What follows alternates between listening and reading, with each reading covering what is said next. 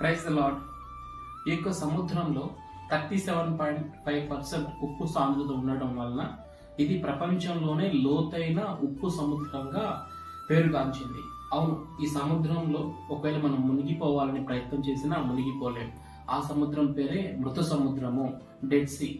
మృత సముద్రంలో అనేకమైన మినరల్స్ లభిస్తాయి. Sodium, potassium, magnesium, calcium, bromine వంటి అనేకమైన మినరల్స్ ఇందులో లభిస్తాయి. సొదొమ గొమొర్రాను దేవుడు అగ్నిగంధకం ద్వారా నాశనం చేసినప్పుడు సగం సొదొమ గొమొర్రా పట్టణం యొక్క మృత సముద్రంలో కలవడం వల్ల నీటికి అనేకమైన ఖనిజ లవణాలు యొక్క సముద్రంలో లభిస్తున్నాయి.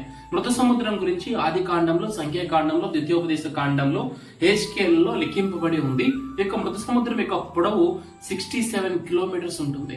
ఈ యొక్క మృత సముద్రం సమీపంలో, మృత సముద్రం దగ్గర దొరికే మట్టిలో అనేకమైన స్కిన్ ఎలర్జీస్ ని బాగు చేసే మెడిసిన్ లాగా పనిచేస్తుంది, ఇది మందులాగా పనిచేస్తుందని అనేక మంది విశ్వసిస్తారు.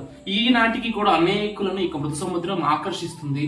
ఈ మృత సముద్రంలో మనం మునిగిపోవాలని ప్రయత్నం చేసినా మునిగిపోలేం. ఎందుకంటే అనేకమైన ఖనిజ లవణాలు ఉండడం వలన, ఉప్పు సాంద్రత అధికంగా ఉండడం వలన మనం ఈ సముద్రంలో మునిగిపోం కానీ పైకి తేలుతాము.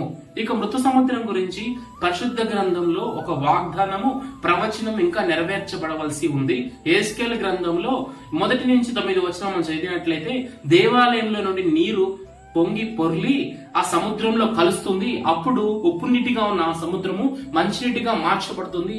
అనేకమైన జీవరాశులకు అప్పటిది నివాసయోగ్యంగా మార్చబడుతుంది. మృత సముద్రాన్ని ఏ విధంగా నివాసయోగ్యంగా దేవుడు మార్చబోతున్నాడో, ఏ విధంగా హెజ్కేలు ద్వారా ప్రవచనాన్ని ఇచ్చాడో, పనికిరాని ఎవరికి ఉపయోగం లేని మన జీవితాన్ని కూడా దేవుడు ఆశీర్వాదంగా మార్చడానికి చాలినవాడు. నమ్మిక మాత్రం ఉంచుము, దేవుడు మీ పట్ల అద్భుతం చేయడానికి చాలినవాడు. Praise the lord.